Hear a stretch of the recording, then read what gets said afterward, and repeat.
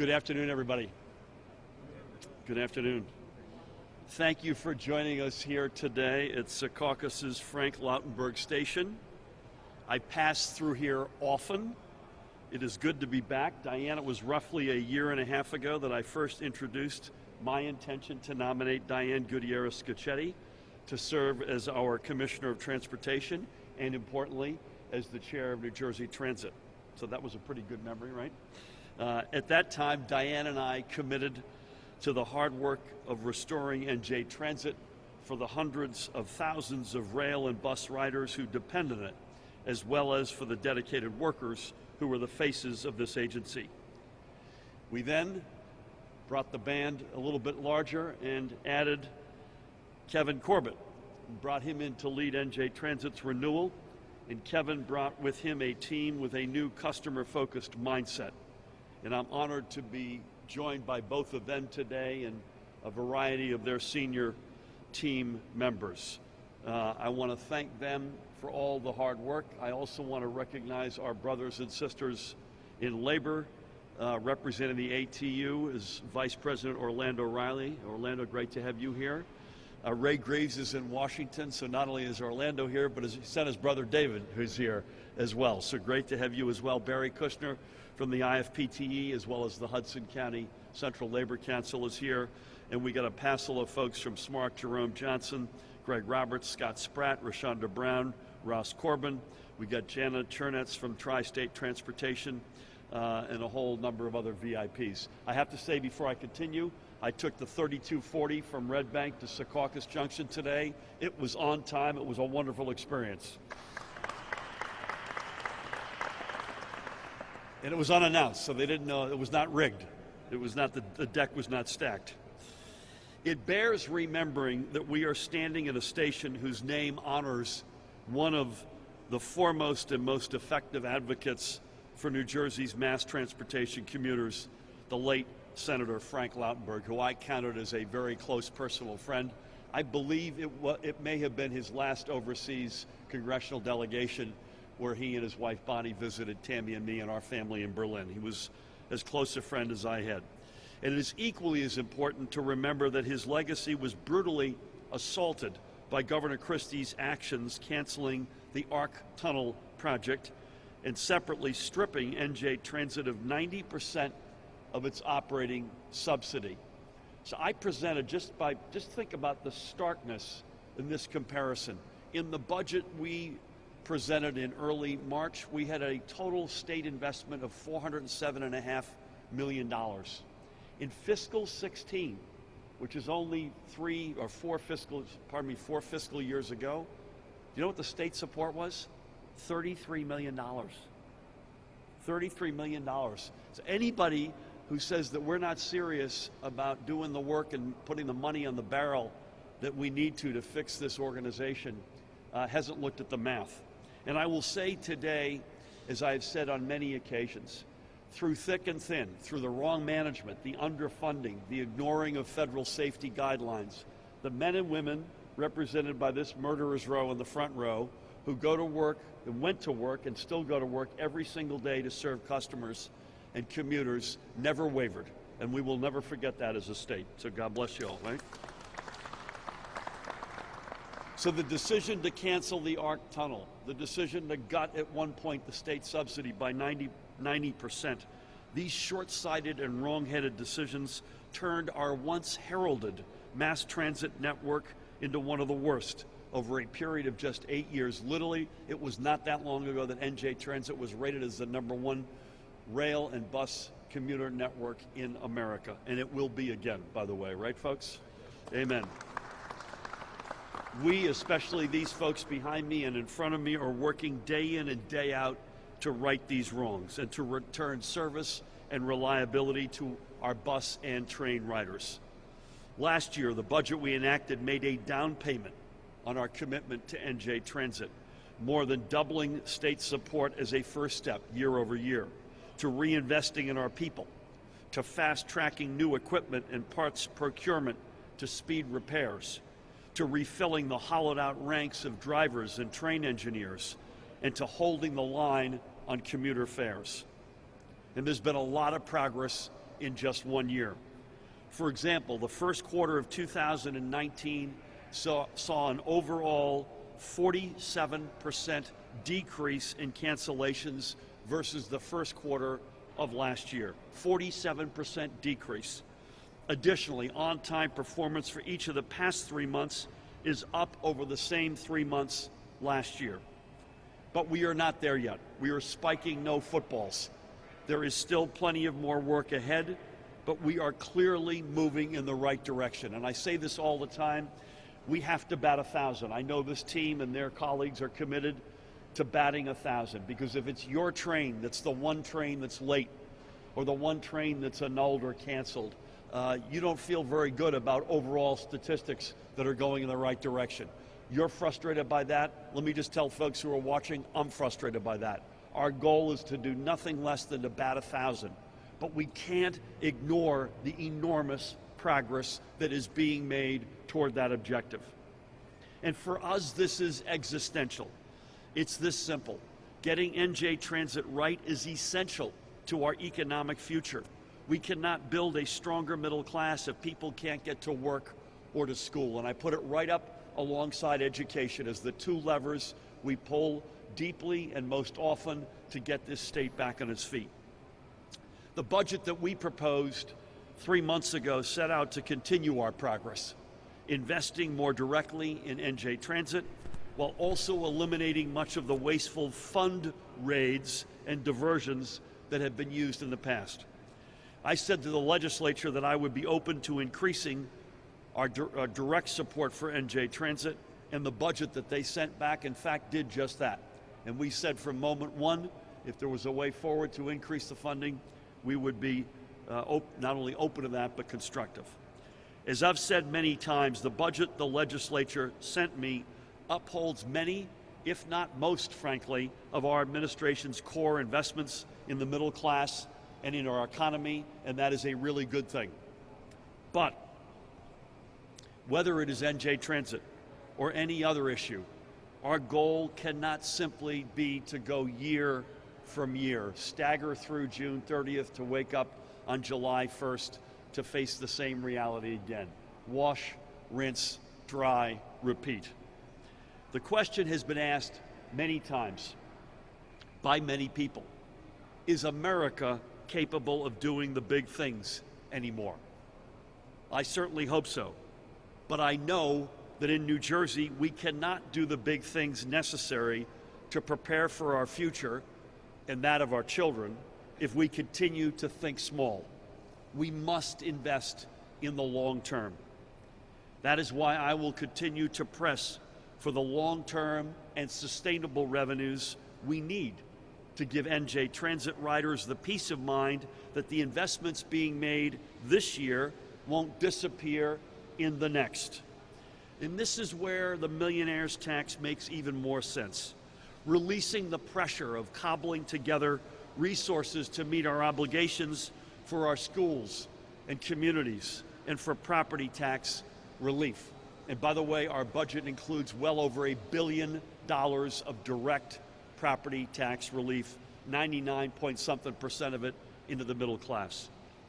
It's also where the fee on opioid manufacturers and distributors and asking gun owners to pay a little more for a permit to buy another handgun makes sense, so we can free more resources to put directly into other priorities like NJ Transit.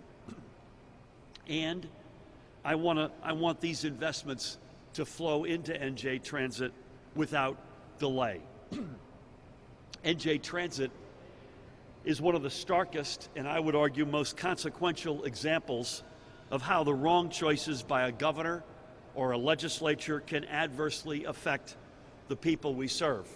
If New Jersey that we inherited 18 months ago was the turnaround opportunity, the turnaround story that we are now living of America, inside that story, the quintessential turnaround opportunity and story is indeed NJ Transit. Make no mistake, I have very strong feelings about some of the legislature's wrong choices in our next budget, and I will continue to press our case for smart investments and tax fairness. Standing with our middle class, standing with our brothers and sisters in labor remains just as relevant on July 1 as it is on June 30th. Our deeply held values of fairness and equity do not expire at the end of any fiscal year.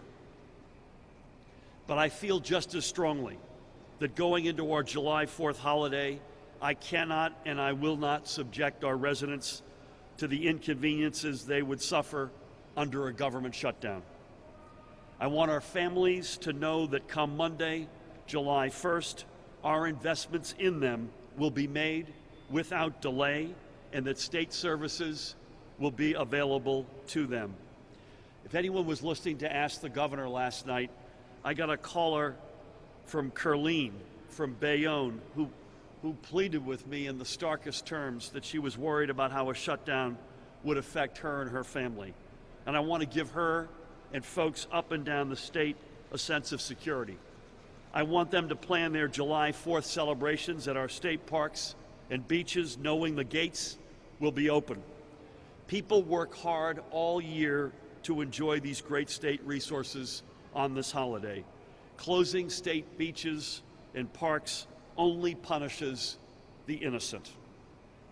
The final details on the budget, which we are still parsing through, and we will deal with them, I promise you, responsibly as fast as we can.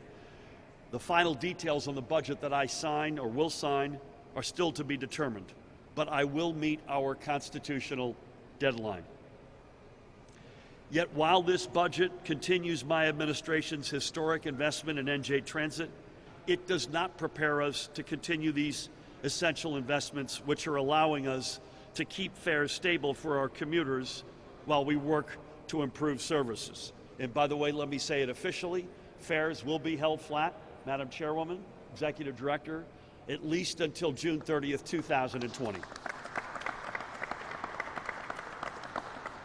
Just as with any number of my priorities, it is time to stop repeating the mistakes of the past and time to stop doing the things that created the mess that we are now cleaning up.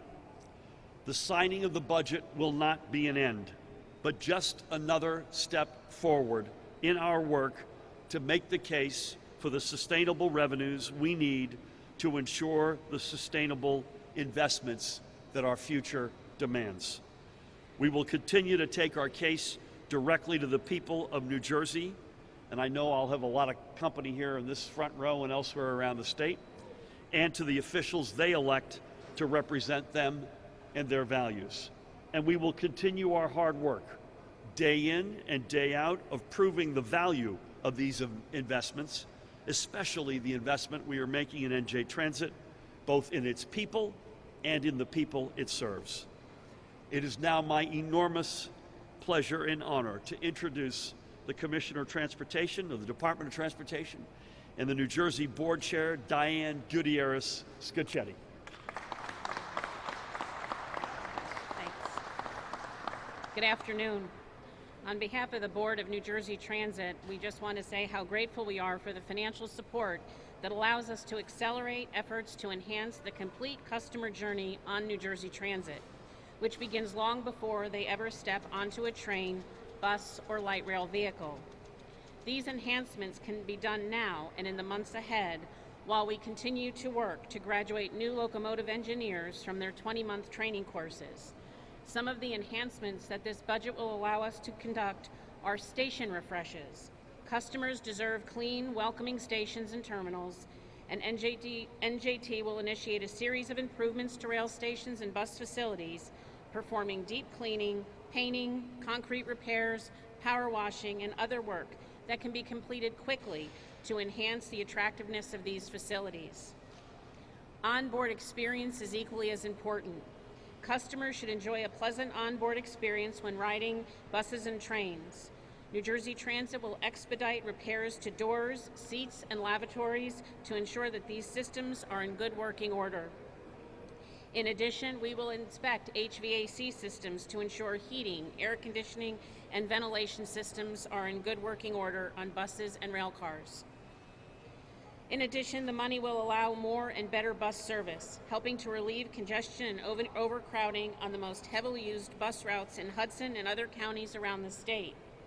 For instance, by more efficiently reallocating resources, New Jersey Transit has added 12 additional trips to the number 119 that serves the rapidly growing Jersey City Heights area. While I was here, I was informed by the staff that we broke a milestone. We had 5,000 peak trips this morning going into Manhattan, and only 5 of them were off schedule. Is that correct? Did I get it right?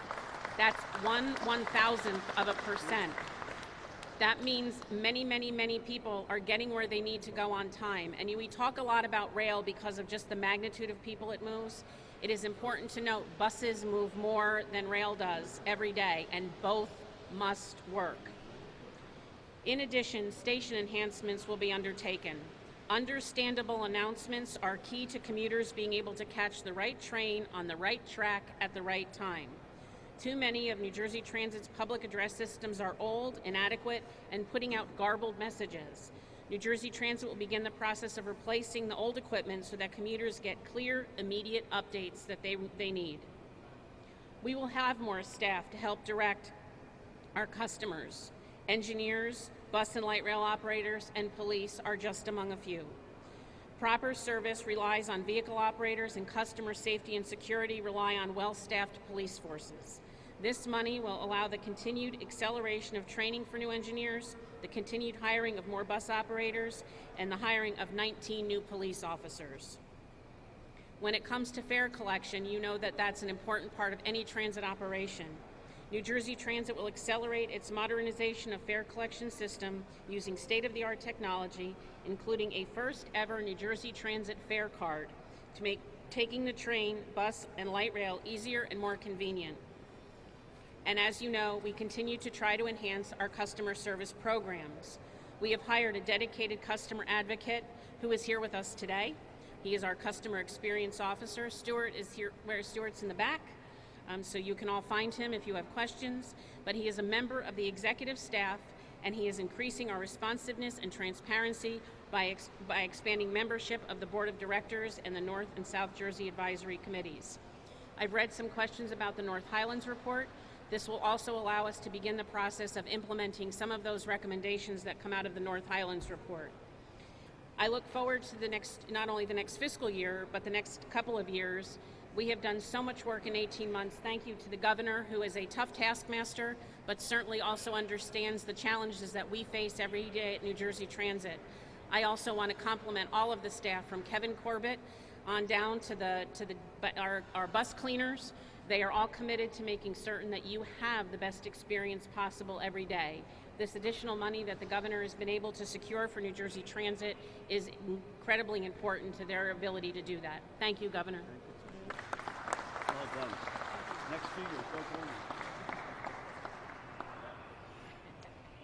Thank you. Stuart, raise your hand again. You may want to, at some point, the folks here ought to get a chance to get to know Stuart. He would have raised his hand earlier, but he was fielding some complaints back there. That's not true. But Diane, thank you for your leadership, both at the Department of Transportation and certainly as chair of NJ Transit. And the litany of things that you mentioned in terms of how we're going to spend this money and the data that underlies the progress we're making is extremely compelling. I mentioned that Diane and I stood here about a year and a half ago and announced my intention to nominate her. It wasn't too long thereafter that she and I each concluded overwhelmingly that the right guy to lead this organization day in and day out was Kevin Corbett. So please help me welcome the Executive Director of NJ Transit, Kevin Corbett. Good morning. Thank you, Governor and Diane. Certainly the support I get from them is just so critical to making the progress that we do. If you don't have someone covering your back, you can't. It's hard to keep focus on the real mission.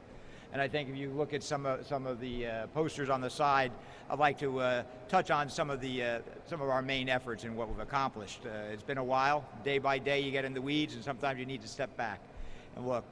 Two of the main pillars of our effort the last year have been on our people and our infrastructure.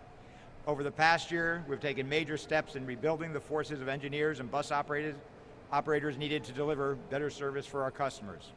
As we announced yesterday, we just had our 500th new bus operator graduate since the start of last year to help serve customers. We are taking delivery of 182 new cruiser buses this year, and the board of directors has approved a contract for 85 new articulated buses, the longer buses that hold more people. I know your father loves those. But this equipment, when combined with the 500 new operators, what that really means to the average rider is that results in more than 1,900, 2,000 passenger trips a day. And where that means, it may not sound like a lot, 2,000 people a day, but if you take that over roughly 250 work days, that's 500,000 more passengers we're going to be carrying this year on new buses with new drivers than we were able to carry last year. How many cities move 500,000 people all year, and we are doing this incrementally above what we're already doing because of the resources we've had. Bus has a shorter lead time in manufacturing and in the training, but also on the rail side, we've set a record-setting 6 concurrent locomotive engineering training classes now underway. We've had 1 class of engineers complete their training last month, many of you know that, and we have 3 more classes scheduled to graduate by the end of the year. In all, we've brought on more than 100 engineer trainees, and I love to see them out on the line when I'm riding myself, up in the cab cars, and we intend to keep that pipeline full and flowing. In December, our board of directors approved a contract with Bombardier for 113 new multi-level rail cars to replace single-level aero cars that are more than 40 years old. You can see those. Those are the ones with the seats that your kid, if you have kids, they love to bounce up and down on. Most riders, that's not their favorite. The multi-levels with the 2x2 seating, aside from the capacity, will also have USB ports and other amenities that you would expect to improve the customer experience. And obviously that also increases the reliability, the mean distance between failures, all the good metrics that you have when you have new equipment versus equipment that belonged to the old Central New Jersey Railroad. Over the past year, we've improved the customer experience as well through the use of technology. Many of you know, we've updated the mobile app to provide push notifications, making it easier for customers to receive the real-time information that is critical to their travel and giving them advance notice on that. We also updated to be able to provide for digital payment, options like Apple and Google Pay. We have a refreshed homepage for our website with a new look and modern feel, and our updated homepage features streamlined navigation and easier access to essential information. We're also preparing for the future by finally advancing long-stalled Sandy resilience projects to protect the transportation infrastructure and our equipment from the effects of extreme weather and other emergencies. We realize the resources that, Governor, thank you, that you and the legislature provide us are very precious, and our team at New Jersey Transit is working very hard to prove to you and our riders that money is being well managed and well spent. We've made significant strides, but there's only the beginning as we continue to advance our mission of providing our customers with the safest and most reliable transportation system in the country. Thank you. Thanks, Jeff. Great job. 2 comments. Dan Bryan also loves bouncing up and down on those seats, so he will bemoan those trains being retired. Secondly, slightly more seriously, you've probably sensed that we're morphing from, over the past 18 months, from what we're going to do, although we still talk about that, to a much heavier dose of what we're actually doing. So this is less prospective and more here and now, what is actually happening. We still have broad, I know they've got in their teams, broad aspirations to reclaim that #1 ranking of the best bus and rail network in America. But there's much more of a focus, I think you've heard it today, on what is actually happening. With that, we'll take a couple questions. Elise.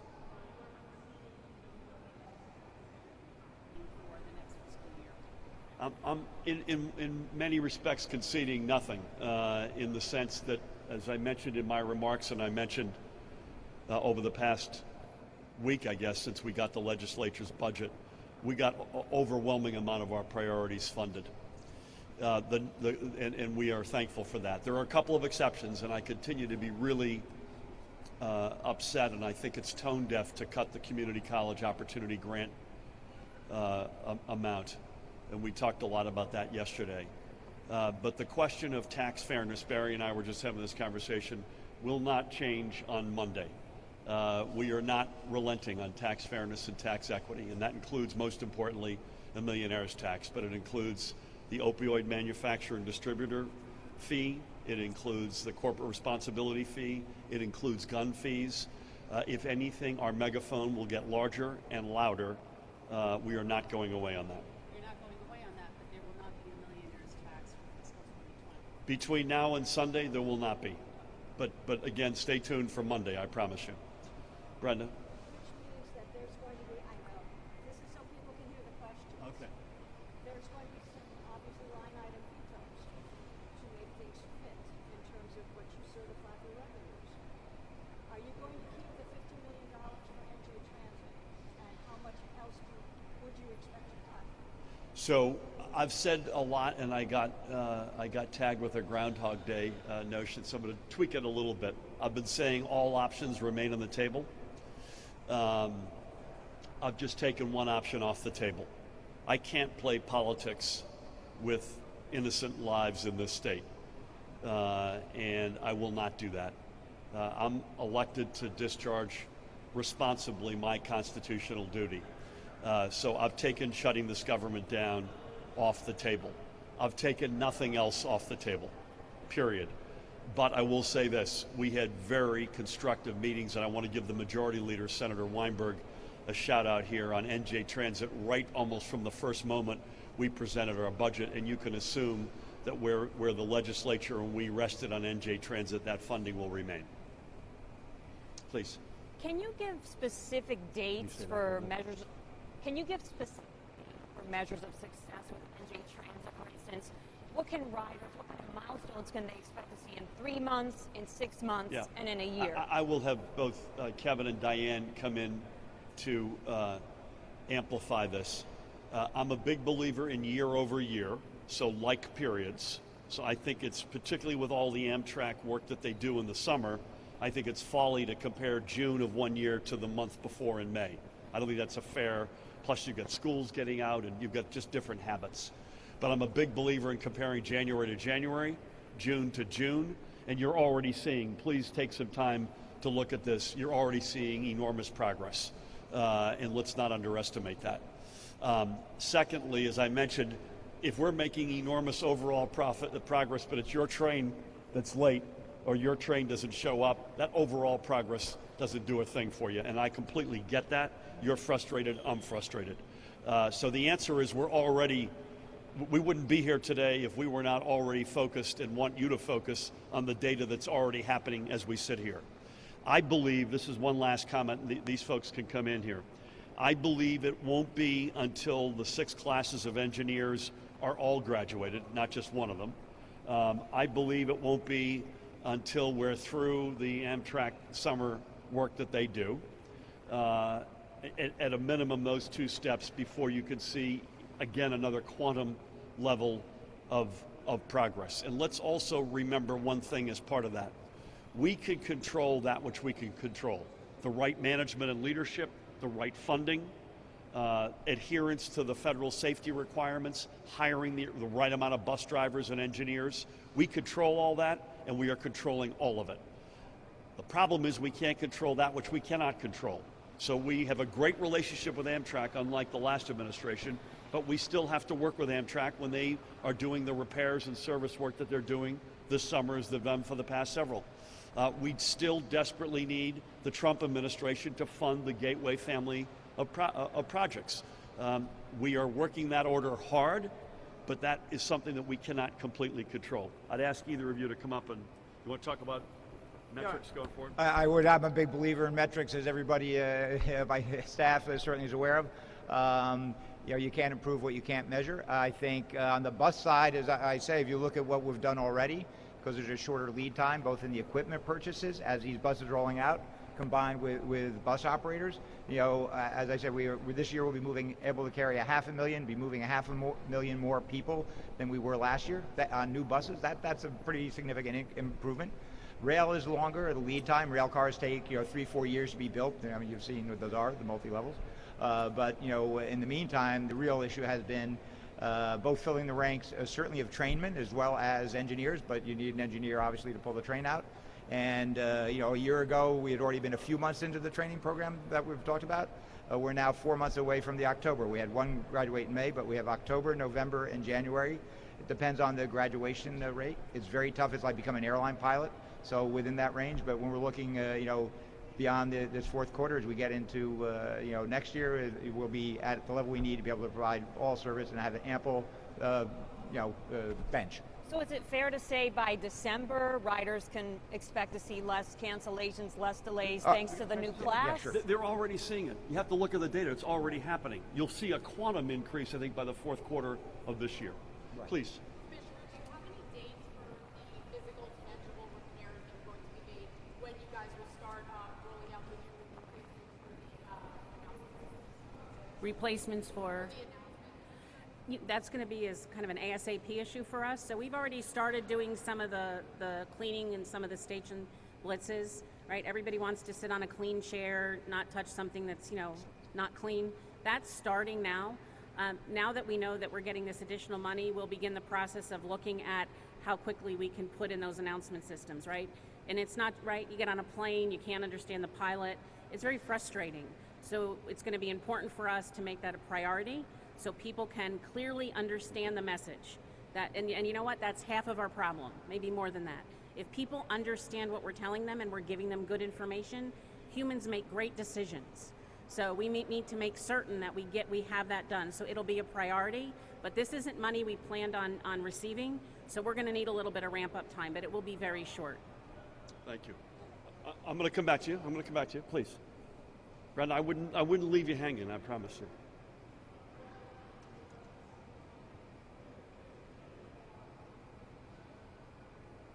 Is there any plans for Lautenberg?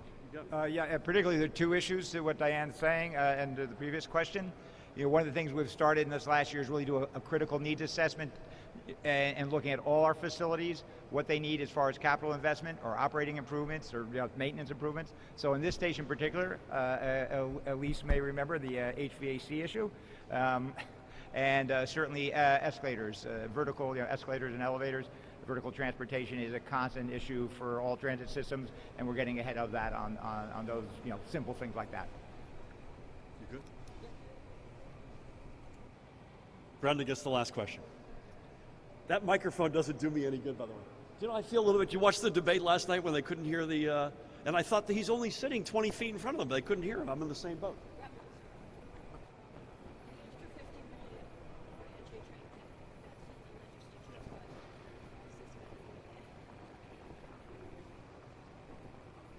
It is in. I thought I was clear about that. It is in. And again, this is one, and the reason why I'm prepared to go out on a limb and speak to that particular line item is this is one that got done the right way. Senator Weinberg reached out to our team and said, listen, I want to sit down with the governor, with my team and your team, and just sort of parse through how we can get to an even better place on funding. And the only quid pro quo we had with that discussion, other than I still have to certify the revenues, and by the way, we're not waiting till Sunday to keep you in suspense for any reason other than we just got this a week ago, and it's an almost $40 billion budget, and we are working morning, noon, and night to meet a Sunday deadline, which we will do.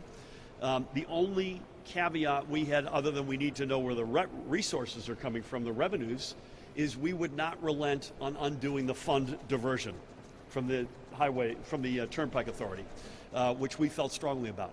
We got to a good place with Senator Weinberg and her team, and that's why I'm prepared to talk about this particular investment, because it was done the right way, collectively. Again, I want to thank, do you have one last one? I just have one more question. Real quick, though. I believe you said you supported the Port Authority toll hikes. Is that, what can New Jersey residents, you know, what kind of, especially from the would they? Listen, I support the fare hikes, and by the way, the Port Authority, I believe, beginning today is having open hearings, and I'm very happy about that, public hearings, and they need to hear from the public. I support it somewhat grudgingly because it's a regressive tax, but I support it because I'm convinced, and our team is convinced, that New Jersey commuters will benefit enormously from the added revenues, and whether that's the Port Authority bus terminal, whether it's a better experience on the path, and importantly, the whole range of projects that are underway at Newark Liberty. I believe because of its good value for money, in the sense that we can see where the money is going and New Jersey will benefit, I can support it.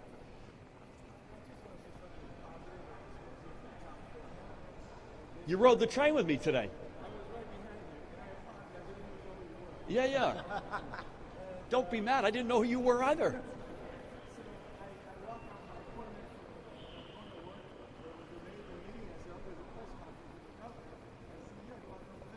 Great. Great.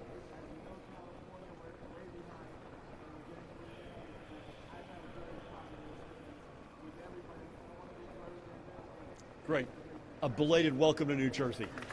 Thank you all. So listen, I want to thank again Diane and Kevin and their teams, our brothers and sisters in labor, people like Jana who keeps us honest to make sure we're doing a good job. To everybody else out there, thank you for your support and your great work. This is the turnaround story inside of America's turnaround story, and it is happening. Thank you all.